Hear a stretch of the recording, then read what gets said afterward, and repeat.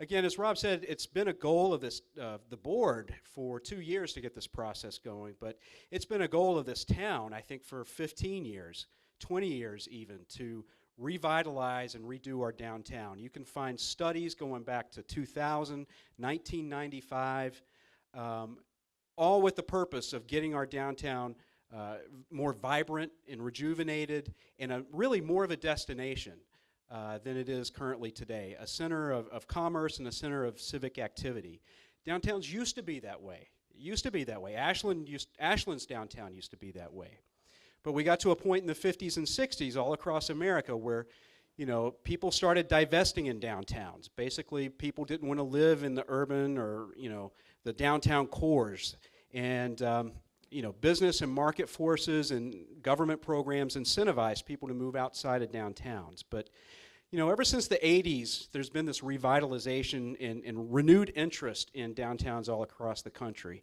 And we're a little bit behind the curve in Ashland and trying to catch up in doing that. But we've really made a lot of great strides over the past year or so, really make some of this work. Yeah, we'll go to the next slide. You got a clicker? All right. So with that said, I want to just go through the agenda for tonight. It's a little bit different than our last forum. I don't know how many of you, if I could see by a show of hands, how many people came to the last downtown forum? So roughly half of you. What we're going to do tonight is we're going to review the project goals, what we're trying to accomplish during this phase of our downtown process. We'll also recap the results of the first workshop. The first workshop was where you had an opportunity to tell us what you thought was important in downtown and a downtown streetscape design. What elements were important? What kind of crosswalk treatments looked good? What kind of sidewalk treatments looked good? And then what we're going to do is we're going to talk about design alternatives. BSC Engineering, which is our consultant and the engineer for this project, has taken all of that input, the input from the Co-Urbanize tool that's on the website, and they've developed a couple of different options for both Main and Front Street, which we're going to present to you tonight. And they're going to show you actually how each of the elements that you talked about and said were important to you are integrated into that design. And at that point in time, after the end of the discussion, we will we'll actually break up we won't break up into groups, we'll just break up. And I know that, yeah, it's not you, it's me, Steve. So, so we will actually give you an opportunity to go around to the different design alternatives. We have sheets that you can fill out and let us know what is important to you, which design you like best. There's room on there to tell us which design you liked worse, or like the least, I should say, and then also gives you an opportunity to give us feedback about the different elements that you thought were good. And then we'll come back here to next steps. So again, I want to thank you all for coming here tonight and making an investment in your community and your downtown. And with that, I will turn it over to Jeff Fasser of BSC Group, who's going to go through the presentation. Thank you, Mike. Actually, I'm going to start the presentation, but there'll be a team of us talking tonight. Myself, Bill, and Heather in the front row here, so you're going to hear from each one of us tonight.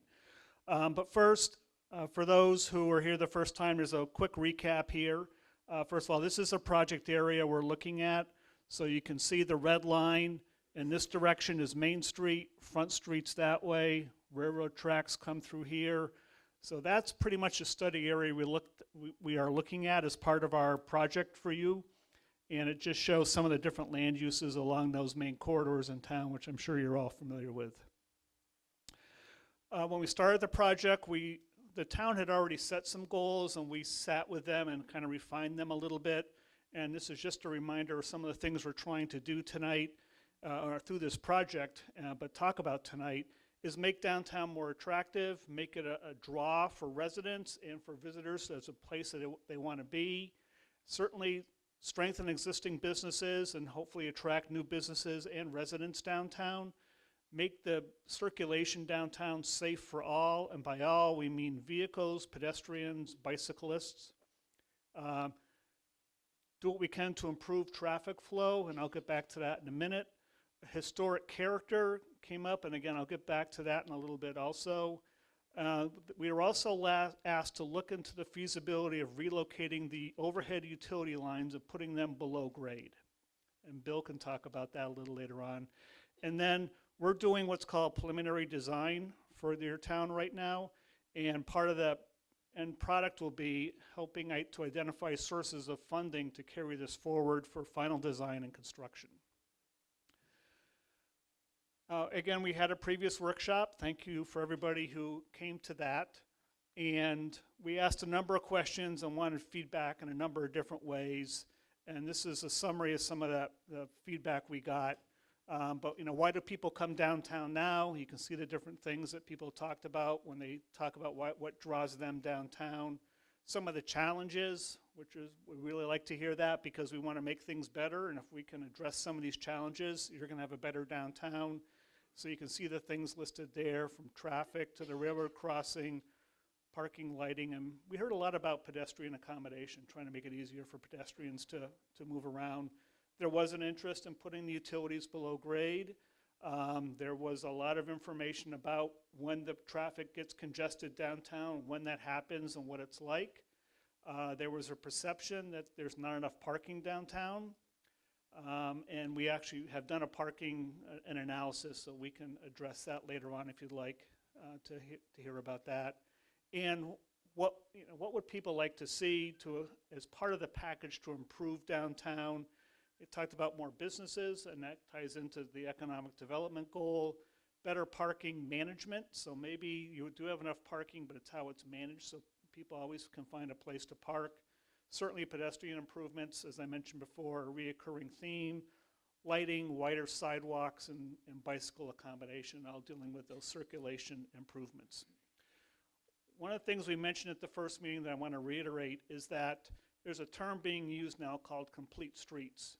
And complete streets is looking at a roadway and not just designing it for the vehicles traveling along that roadway. It's looking at the complete roadway system. That's the vehicles, it's the sidewalk, it's bicyclists, any mode of transportation that may use that street, as well as what's happening abutting that street. So the businesses, it could be an open space, could be a park, could be trains. Again, complete streets means you're looking at the complete package of what's happening along and within a roadway. And one of the things we do is, we designers and engineers use these terms like this. We're not designing from the roadway out, which has been done historically. The roadway was designed and then things just happened on the edges. We look at the roadway, we look at the sidewalks, we look at what's happening adjacent to the roadway, and it's like an accordion. We're constantly looking in and out as we go up and down the corridor so that all these different elements are taken into consideration. So one of the things we did at the first workshop was we asked you to give us your ideas of, it's called the Visual Preference Survey.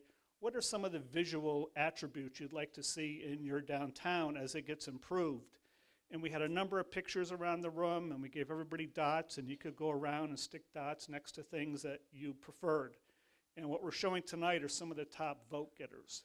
So when it came to the character, these were some of the images that got some of the highest vote total.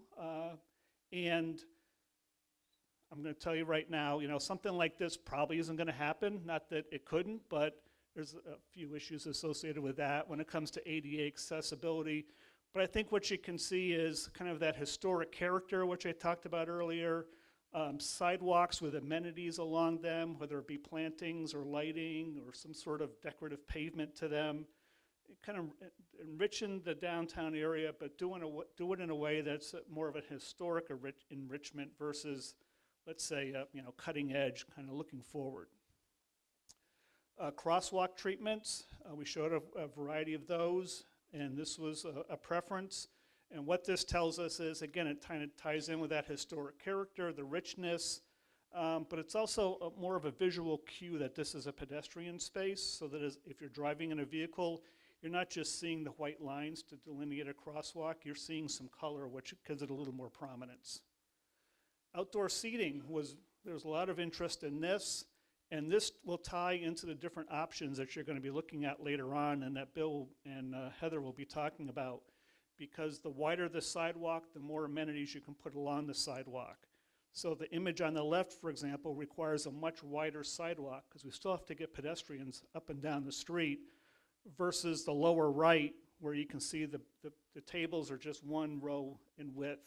And then the top right is, it's a narrower sidewalk, which can still have a lot of character and richness to it, but there's really not a lot of room for outdoor seating in a situation like that. We talked about signage.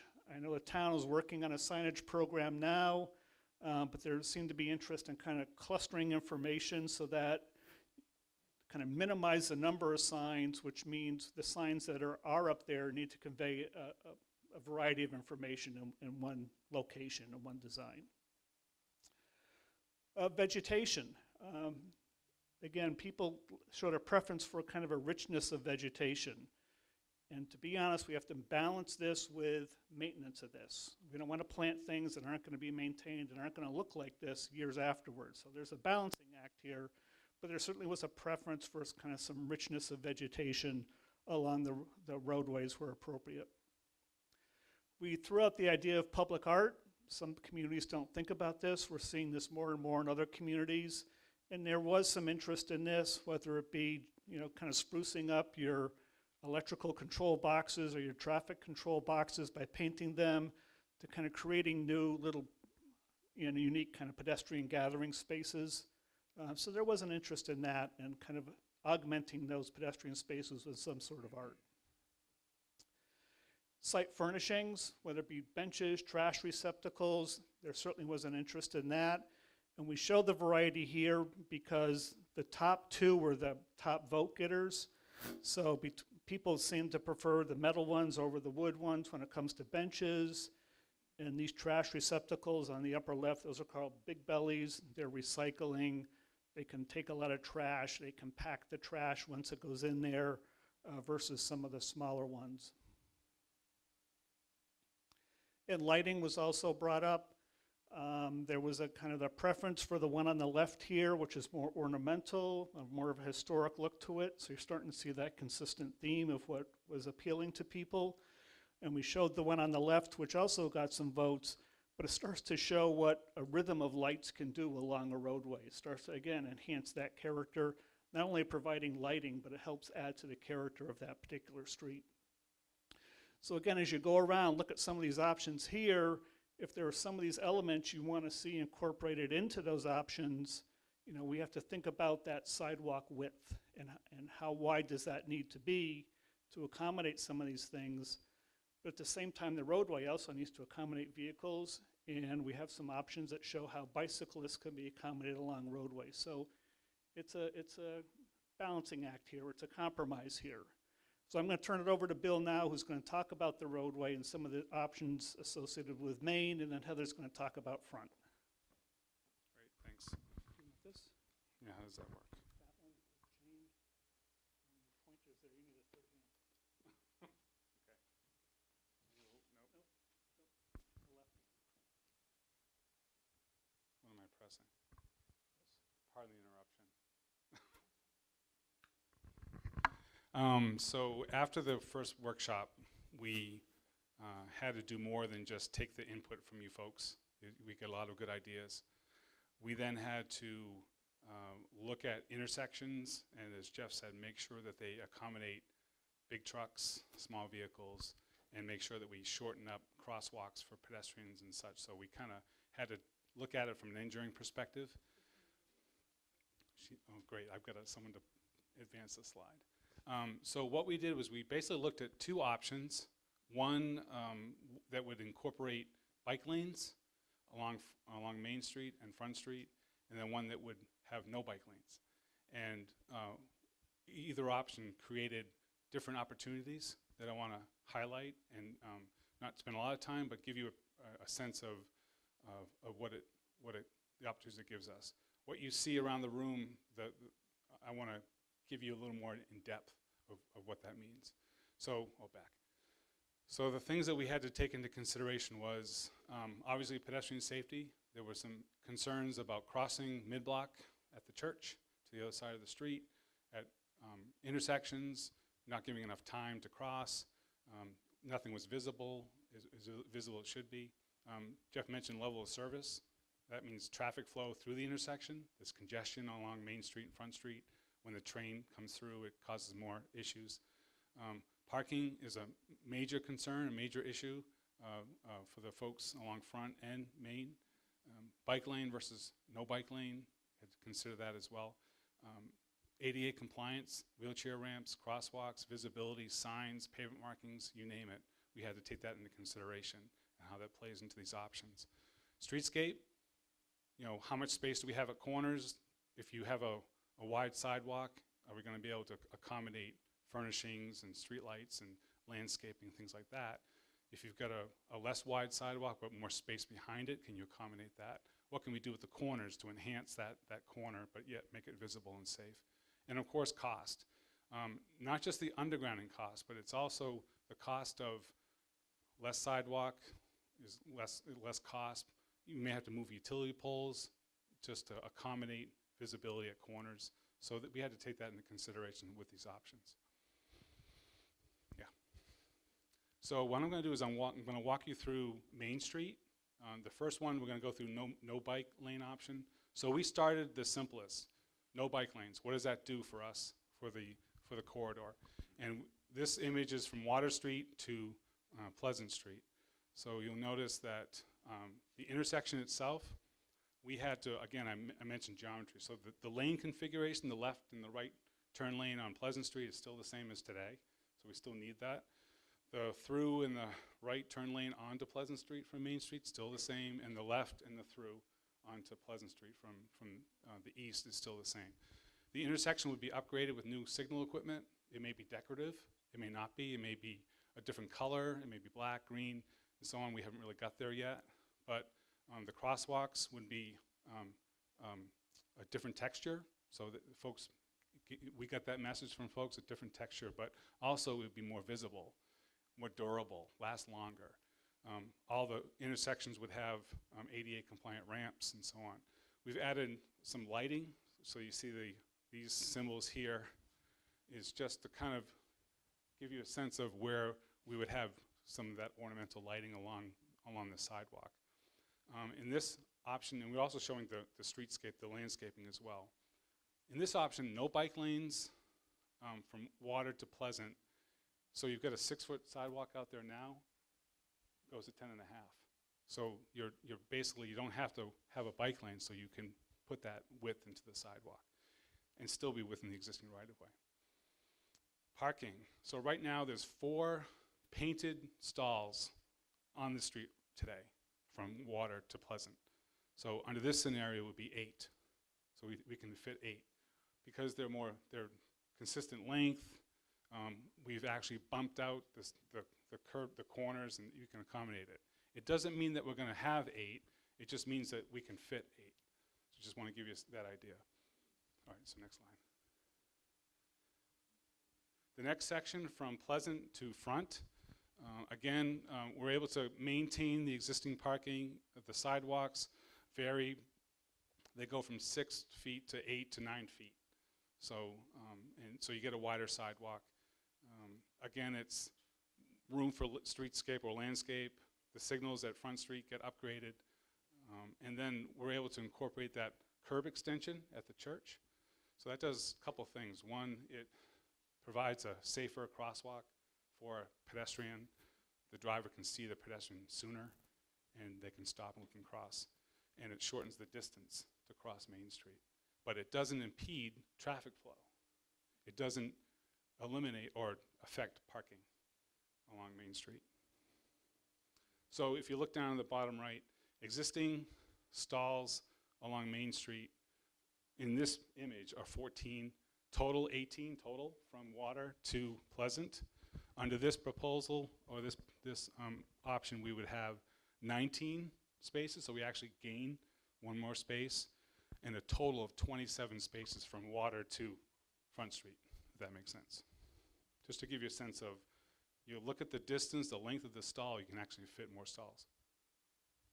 Okay, next. Yeah, so the last segment from Front to Homer. Several things are happening here. We do get wider sidewalks. since we don't have to accommodate bike lanes. It goes to 8 to 10 feet on the north side, 7 to 11 on the south. Again, the geometry is similar to what the geometry is out there now. We've added that island to control traffic flow through the intersection, upgrading the signals. You still maintain all the parking spaces that are against the post office. So with parking, again, you've got 9 existing spaces in this image, a total of 23 spaces from Water to Homer on Main Street. Under this scenario, we have 8 spaces, new spaces, a total of 35 total spaces from Water to Pleasant.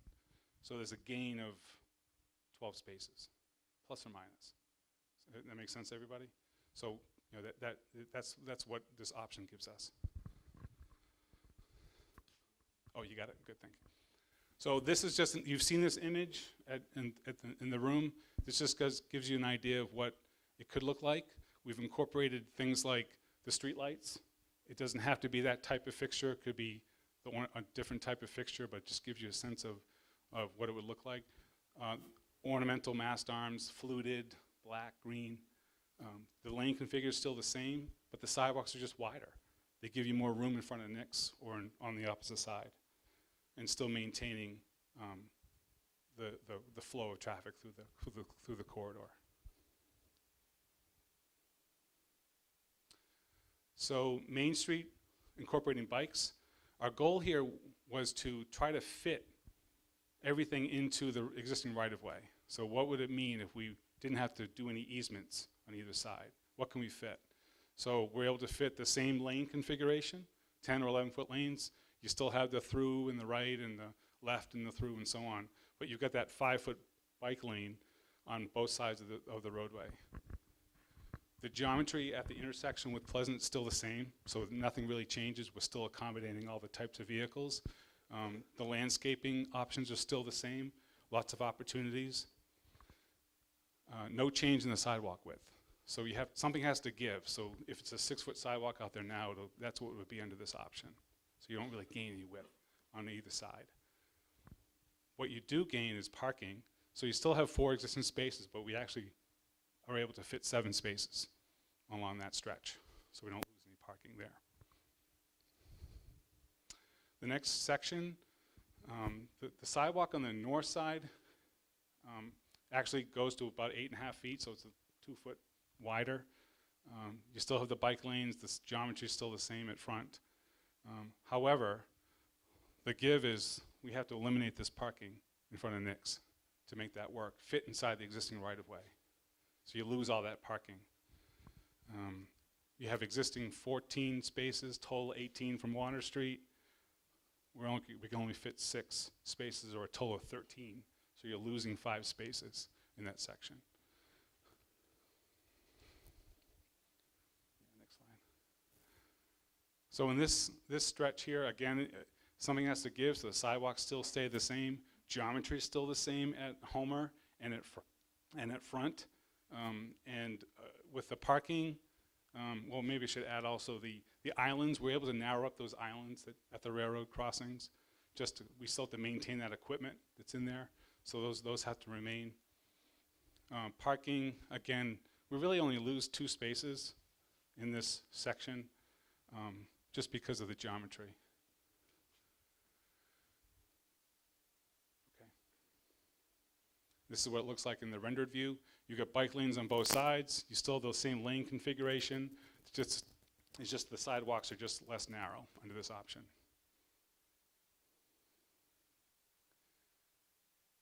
So one option that we explored is the section from Pleasant to Front. And we said, okay, what would it take to accommodate everything? Bike lanes, a decent sidewalk, the curb extension, and maintain the parking.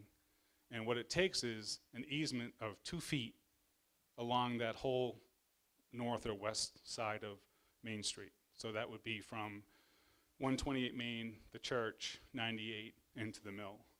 So if you take 2 feet, you're able to accommodate bike lanes on both sides, the lanes configuration, and the sidewalks. Sidewalks are still going to be like 6.5 feet. That make sense?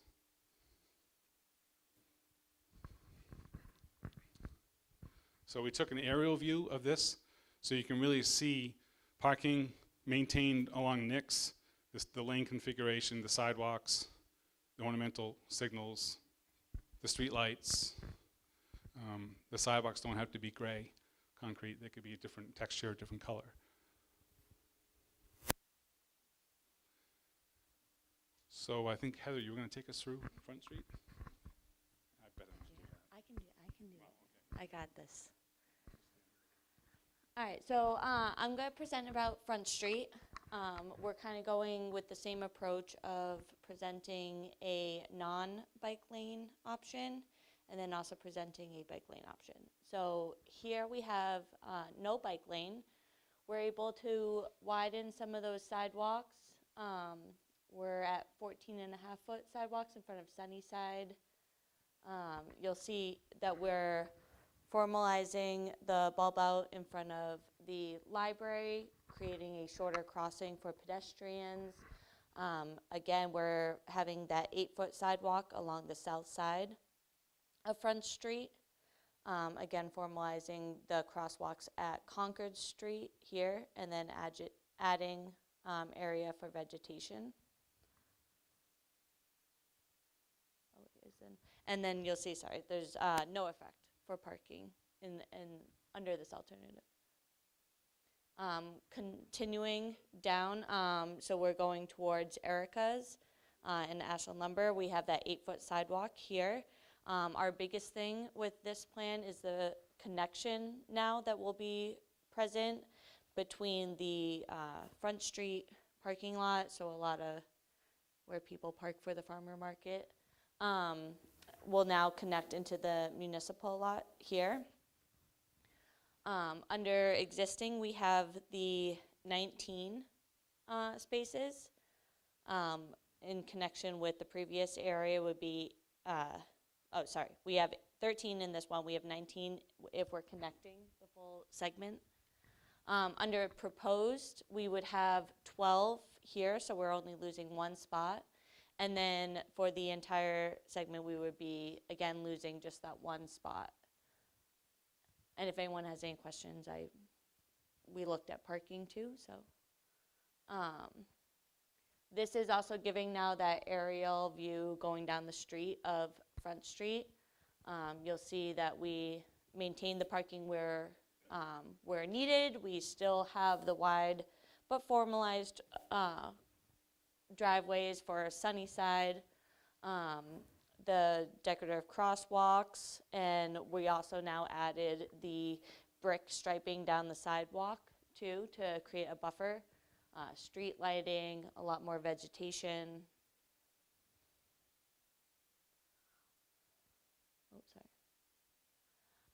So then we also looked at Front Street between Pleasant and Ashland Lumber with the addition of bike lanes. So with bike lanes, we would need to narrow the sidewalks a little bit. They're still going to be wider than what's out there now, but the 9-foot is obviously a little more narrow than before. But we're now adding a formalized bike lane here. We have the 8.5-foot sidewalk along the south side, bike lanes along both sides, still having the vegetation. We actually are able to pick up a parking spot with this proposal. You'll see that we are still creating a shorter crossing in front of the library, which I know is of concern for people.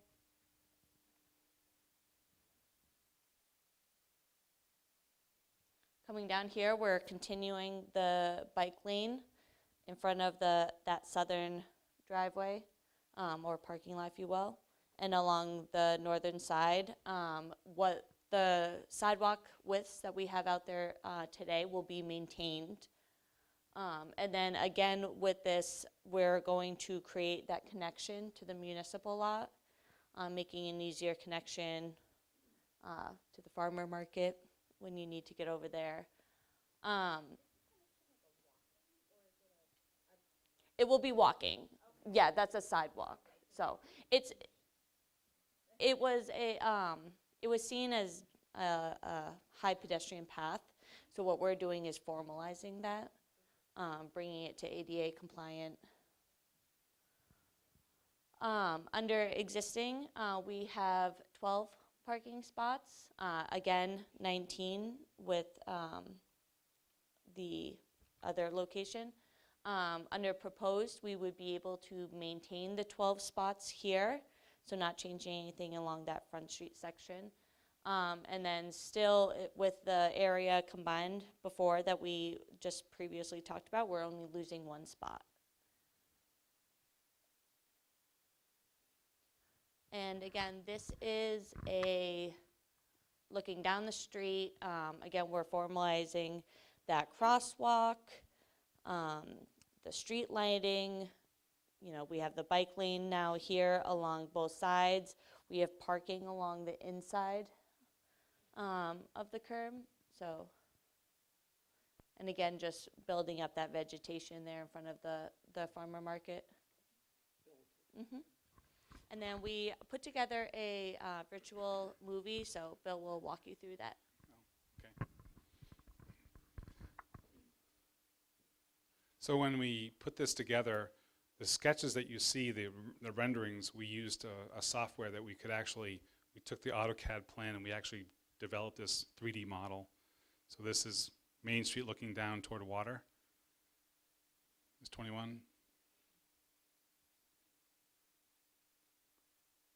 And going through Pleasant intersection. This way we can't slow it down, but yeah, it's really tough to slow it down.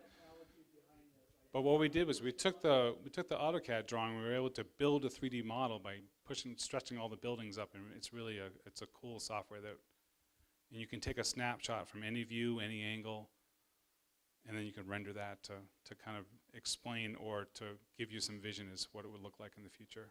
If anyone would like to see the video too, we can play it on loop later when we have the more informal section. Yeah, one thing I want to add is we have this model now, so when we get input tonight and have a clearer direction on where you want to head with the whole complete street approach to your downtown, this enables us to then start adding in other elements such as brick banding and trees and things like that once we know which of the roadway options you prefer. So it becomes a good tool for us to convey to you and town employees what different choices would look like. So it's a really good design tool for us. We're going to break up now? Yeah, I think we have one final slide, right? So, I'm still not sure what that additional sidewalk going into the parking lot, where it starts, where it goes, don't we walk there anywhere? So you totally do, but there's a desire line, so we say that you see, but we see desire lines are where you see that really worn path in the grass, and you're like, okay, well, there's clearly people who walk here. Ashland is a perfect example of where there's clearly that desire line.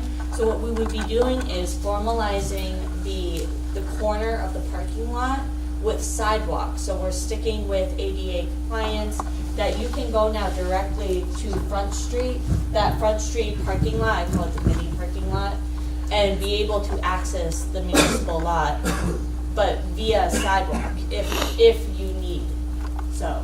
yeah, We're not preventing anyone from doing it. People do it all the time now, but it's more we're bringing it now up to code so that those who may not have been able to access it before now can. yeah. And keep in mind, folks, that this is just this is a conceptual. So some of these are just, well, why don't we just show the potential of a connection between the lot and the farmers market? There are so many opportunities with the farmers market. It really depends on the town, the folks who use that. Are you sure that's just not the traffic of people leaving the lot to get to the farmer's market? Like, that's actually further back, isn't it? I would think. Because that's the parking lot, right? The farmer's market is back. Yeah, so you got here's the municipal lot right here. Here's the farmer's market. There's the pull-in. Here's the skate park, so you're Right. looking at the farmer market.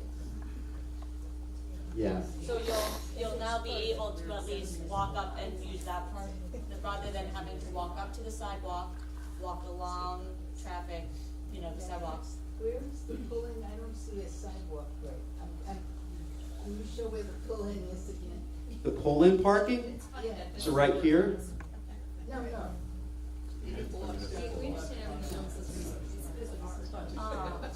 So it would be this one, is this what you're asking for, is where the driveway enters? Oh, okay. And where is that little, to the right? So, see, this was the continuation of the picture. So picture that the southernmost driveway, so the one that is away from Main Street. Yeah. It's the sidewalk Picture where that being. I can help explain it. So you Yeah. know where the skate park is? Yeah. You're on the sidewalk and there's the wooden barrier that has the trash cans. You Yes. take out the wooden barrier and the trash cans and continue the sidewalk that's by there all the way to the Exactly. other lot. So, I think in general, to summarize the difference between the two versions is, so if you choose to go without bike lanes, that gives you the opportunity to actually increase parking a little bit. It gives you the opportunity to expand the sidewalks, which will give you a chance to incorporate some of the streetscape elements that you had talked about, things like placemaking, the benches, a little bit more vegetation, which seems to be important to the community, or which is important to the community. So again, a lot more of those place-making elements, making it probably a much more friendlier pedestrian experience. You could even have like cafe seating for some of the restaurants coming in. If you have the bike lanes, you have the ability to have a dedicated bike lane for bicyclists who would be going through downtown, both, or either on Front Street or Main Street. Certainly people find that as an amenity. Again, the trade-off would be you would need to narrow the sidewalks a bit. You would lose some of the ability to have that vegetation and parking and seating. Yeah, I think that's the best summary. So, Just one more point I want to make. The option that doesn't have a bike lane doesn't mean bikes can't ride through downtown. It means you're riding in the roadway with the cars. It's called a share row. So we're not saying bikes are not allowed. They would be allowed. It's just, do you prefer them riding? The travel lanes will be marked. It's a symbol called a share row that says you have to share the road. Bikes and cars need to share the road. So I just want to make it clear that if you don't have to go with the option that has a bike lane in order for bikes to ride through downtown. Joel's about to jump out of his skin. Yeah. I'm jumping out of my skin because I thought your commentary was very one-sided, so I wanted oh, to- sorry. So let me respond to that. Okay. This seems very binary to me. and it seems- Yeah, can we grab a mic for him? Happy to- There's another mic right there too. This for good? you. Okay, I need you to move over so I can see the picture. That's, yes, I am. Get out of my way. Okay, so this seems very binary to me. This seems like the sidewalks that you've designed are either wide. The sidewalks are either all wide all the way down the street, or they're all narrower all the way down the street. Is that not right? Well, let me go on to the main point I'm making here. What I don't see considered here, we saw the picture, the very first picture you showed had a very nice outdoor seating for dining, like we have at the John Stone. People like that. One of the things that's not addressed here at all, and I'm concerned about it, is zoning. We have one new building at 21 Main, brand new. We're in the process before the planning board of another very significant development right across from Town Hall. And there are numerous other sites being discussed as to what might happen on them. If we were to change our zoning code, let's say we increased by 5 feet setback requirements for any new construction, we can have our cake literally and eat it too. We can have at those new sites, if there were to be new restaurants coming in, there would be plenty of room for benches and parks and sidewalk dining and so on. So this is, to make this into a, I feel like you've reduced this to a pedestrian versus bicyclist, A versus B confrontation, and that's very unfortunate. I think we can do it much better than this, and I wish that we weren't stuck here choosing, flavor A or flavor B. I think there are other ways to address what's being designed here. Okay, I mean, Thank I think that's a good, question, and that's a good observation. And I don't know if you missed the one where we had the 2-foot taking along the side, and that allowed you to keep the parking. No, not the dining area.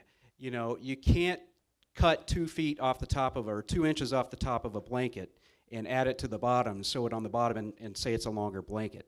It just doesn't work. I mean, you've only got a limited amount of space, and you can't, you know, it's other people's property that you're trying to, you know, that you'll be taking, and there's complications associated with that.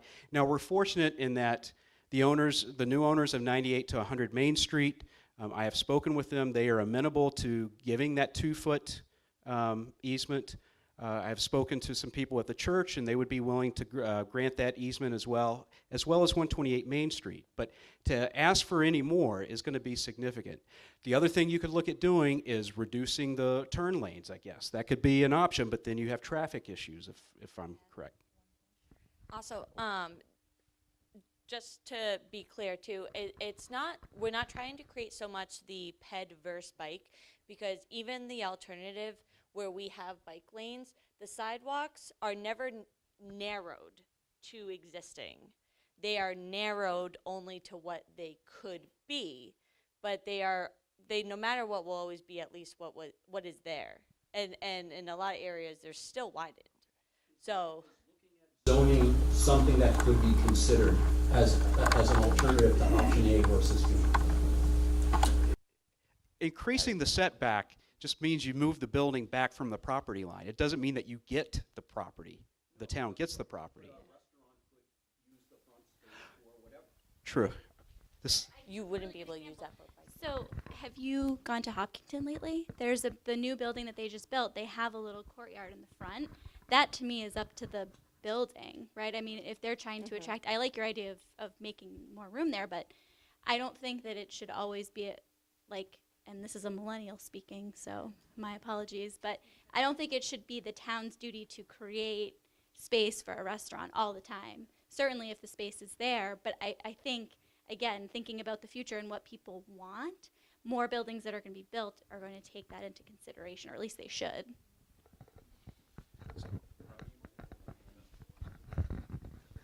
I'm just wondering, we're looking at this whole thing with the bikes, you know, I mean, we have a very small view over here, just this downtown.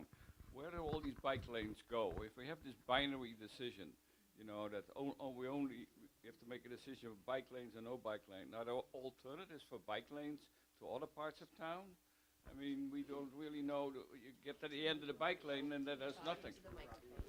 So you get to the end of the bike lane and then there's no more place to bike. You can't bike on Myrtle Street. You can't bike on Pleasant Street. Yeah, that's a good point.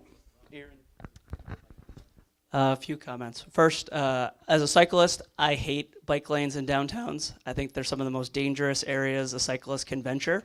Parallel parking, car doors, weaving inside of bike lanes that end and don't end, and turning lanes, and et cetera. I much prefer traffic calming and biking with traffic because it is a lot safer. We're seeing a lot of parts of Boston that are now going to cycle tracks as opposed to bike lanes. In this area, I just think bike lanes are super dangerous for cyclists because of the impacts on cars, pedestrians, et cetera. I think they're better suited to ride with traffic and reducing vehicle throughputs and just speed limits. The second point is the purpose of adding additional width for sidewalks. As you showed on your map here, the green circles, I assume, are trees, and you didn't show on your aerial flyby tree plantings. And in order to plant tree boxes or any type of tree, you're going to need additional sidewalk width to get that greenery. You're going to need 8 to 10 feet for a 4-foot tree box and a 4-foot sidewalk. I've seen all winter that the snowplows cannot function in downtown Ashland because of electrical poles, street furniture, whatever. We have to have wider sidewalks for them to be used in the wintertime.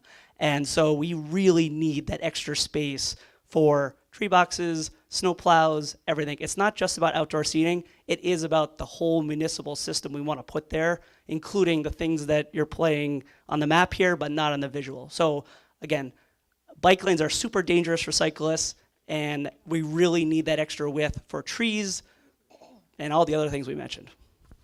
Mike, do you mind if I Yes, comment oh. just to these before we get more? Hi, I'm Heather with Tool Design Group. We specialize in bike and ped accommodations. Going on where do these bike lanes go? This really would be like a phase one, if you think of for Ashland.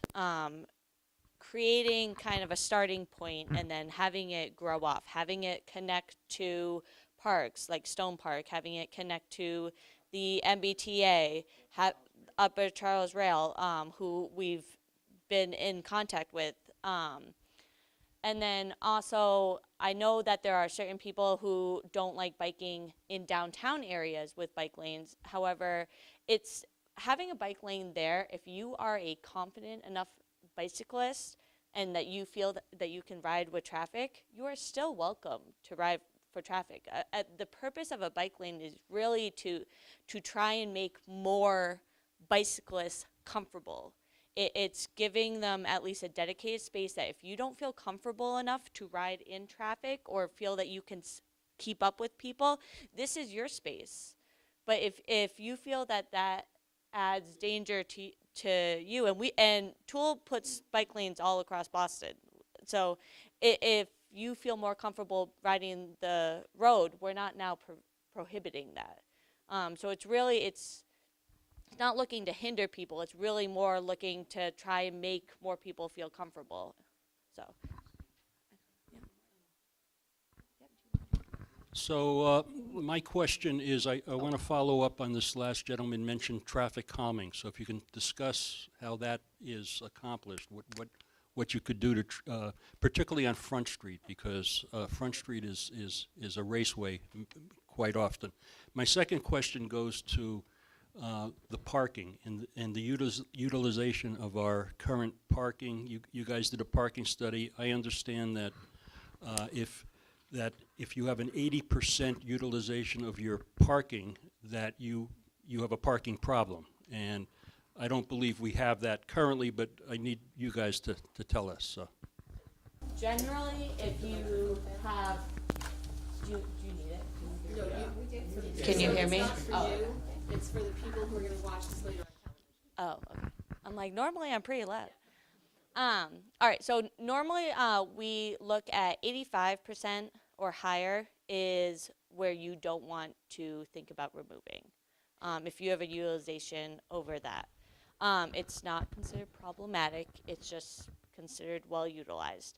I could say that Ashland, downtown, we are not close to that. Even during the farmer market. During the farmer market, the parking, so we looked at parking kind of three different levels. So we had the on-street parking, and that goes from Homer to Pleasant, and then along Main Street, and then front, it goes from Main to Ashland Lumber. There's like striped spots that, whenever that ends. And then we also looked at off-street parking, so the big municipal lot, but then also the smaller lot that was off of front too. During the farmer market, a lot of it is concentrated, and I think that's why a lot of people are like, I can't find parking. However, if you do look at overall within this study area, there is plenty of availability. I mean, it might involve parking in front of John Stone's, but that's what we're hoping to create, is a more walkable area and more of a destination, so that you park not just in front of where you want to go, but where you can go to a few different spots before returning back to your car. But as far as what parking is available there, we've run the numbers, and you aren't at capacity. Yeah, another thing, Heather, is that that we could potentially utilize is better signage and better wayfinding, so people know where parking is. You know, we as you saw there's definitely a perception of a parking problem. Whether or not we really do have a parking problem doesn't look like the numbers bear that out, but there's certainly a perception, and so we want to change that perception.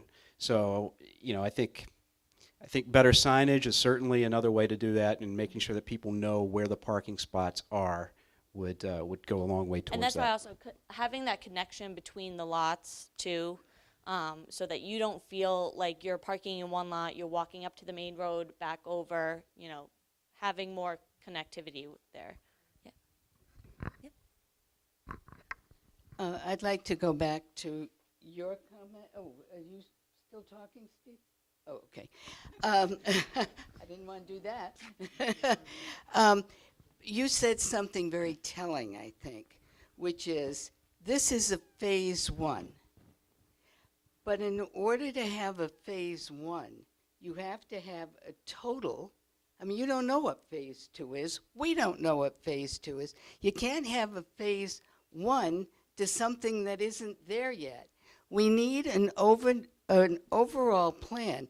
We apparently all liked that first picture with the seating, with the greenery and the, yeah. And so what we need to do is know what we want for the town. And if that means, yes, and I believe in this incidentally, making it so that you can walk from one place to the other. My preference is to have a common, so if you're walking from the library or from over to Bill's store, you don't have to walk the street. You can go through this calming, green space. But the major point is we don't know what the other phases are going to be because we don't know what we want yet. And I know we've done studies, but we need, sorry about that, Joel. Did you just hit Joel? No, but I have a weapon. Okay. Keep it clean here, folks. Keep it clean. All So right. that's my point. Good point. Can't have And phase one without. Heather, can you also, I don't know if you answered Steve's question about the traffic calming,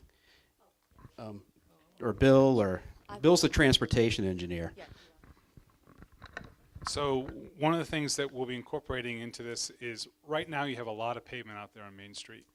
And approaching the railroad crossing, there's just a sea of pavement where cars are coming in there and they're stacking haphazardly. So what we want to do, and then even down through between Front and Pleasant, it's just wide travel lanes. So what we've done is there are 11-foot travel lanes, they're 12-foot turn lanes, they're consistent throughout the corridor, and that makes a huge difference. And believe it or not, parking is a traffic calming. If you have parking on street, it kind of gives people notice that I've got to slow down through here. The other thing that I want to make note of is signals have really advanced to since the old days. Equipment will be timed, they'll coordinate with each other, they'll coordinate with the railroad crossing signals, so you won't have this stop, start, through. It'll flow better. Yeah. Case in point, Framingham Center.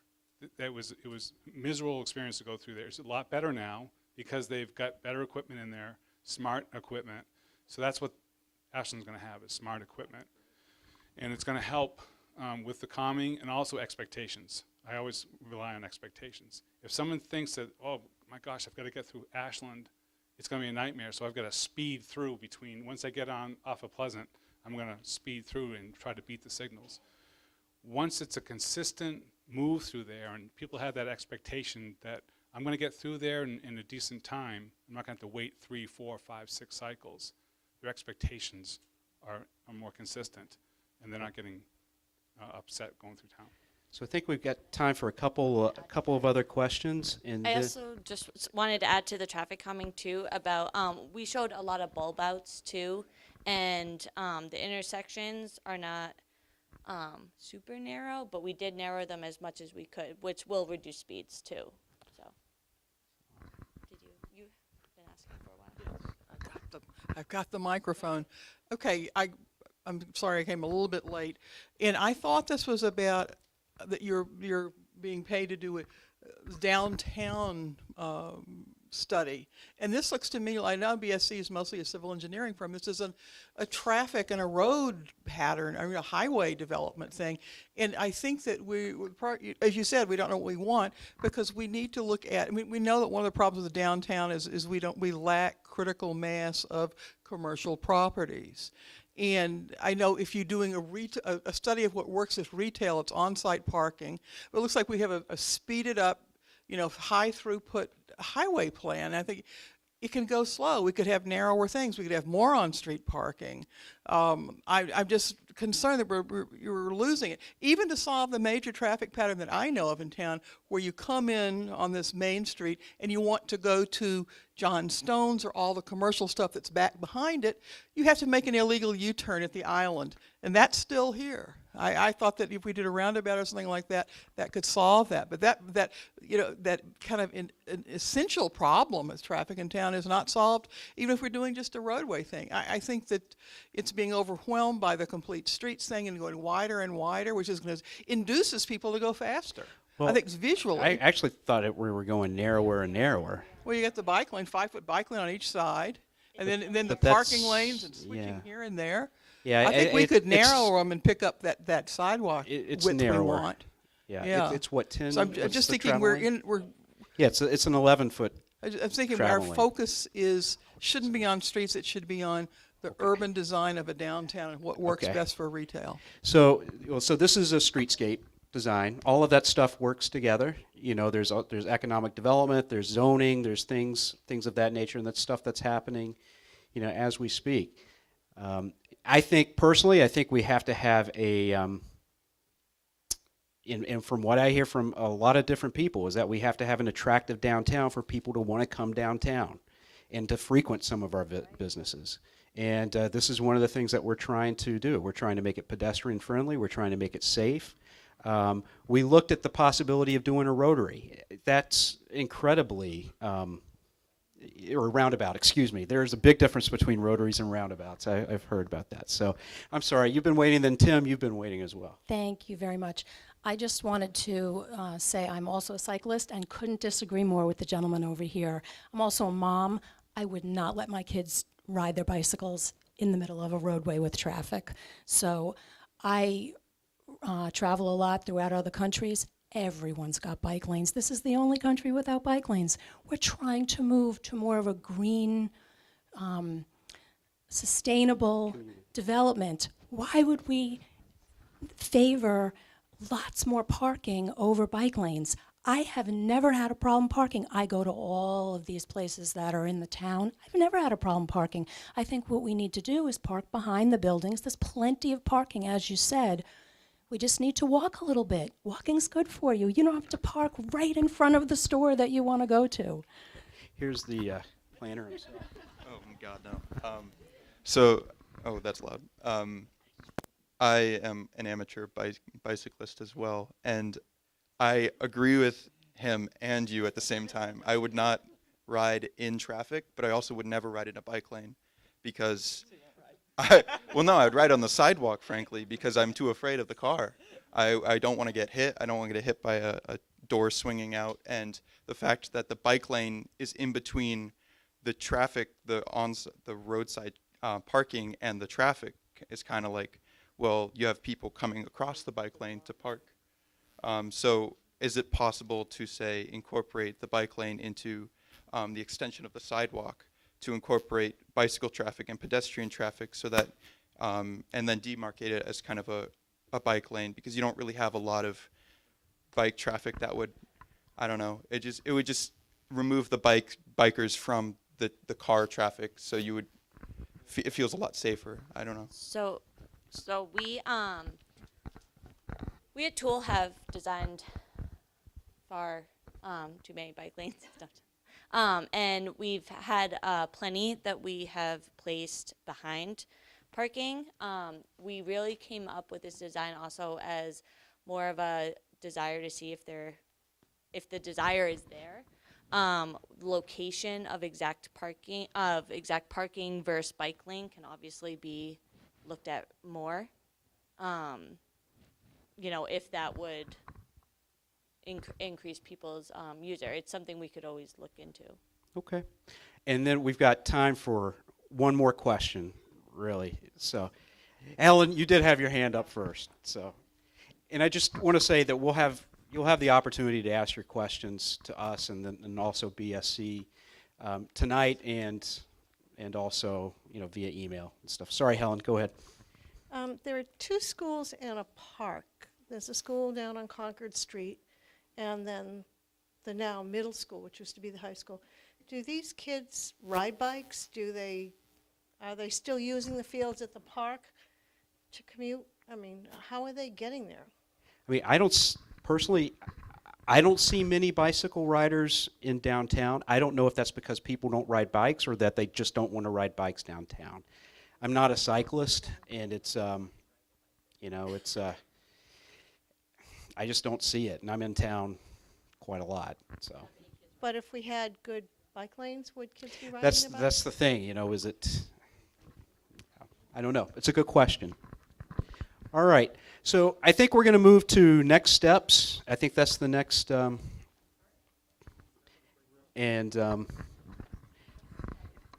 then what we're going to do is we're going to do the next steps. And then what we'll do is, it sounds like based just on the questions tonight that we're going to have there's going to be a nice variety of opinions as to which version you like. So again, after we go through the next steps, you'll have an opportunity to go. I believe there's sheets on each of the tables, if not at the main table here, where you get the opportunity to go around. We'll have people from BSC and the town at each of the stations here.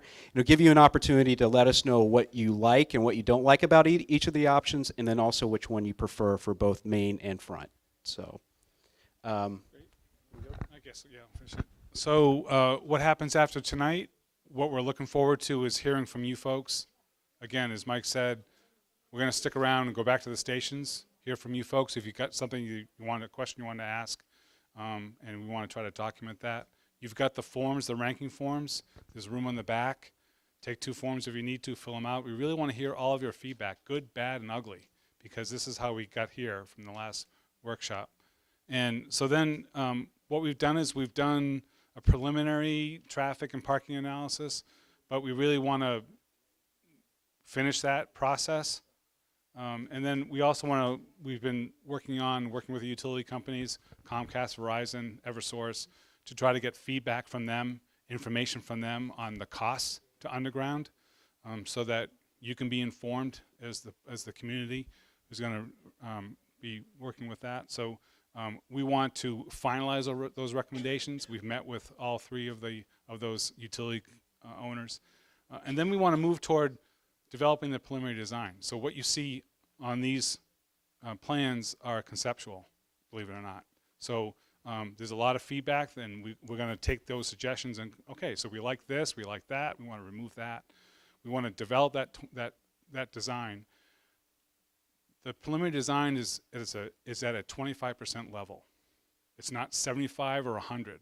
So there's really a lot of room to make revisions, changes, before we move on to the final design. We are under contract just to prepare preliminary designs. So we're not going to that next step yet.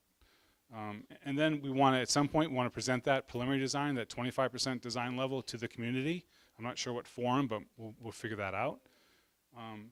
And then we want to complete that design before we move on to the next step. That makes sense? So that's where we're at. And Aaron kind of flagged me down and said, what are the time frames associated with this, right? It's a good question. So as Bill said, we're doing the 25% design, conceptual plans. That's also plans that we can utilize to go out and get grants and other funding.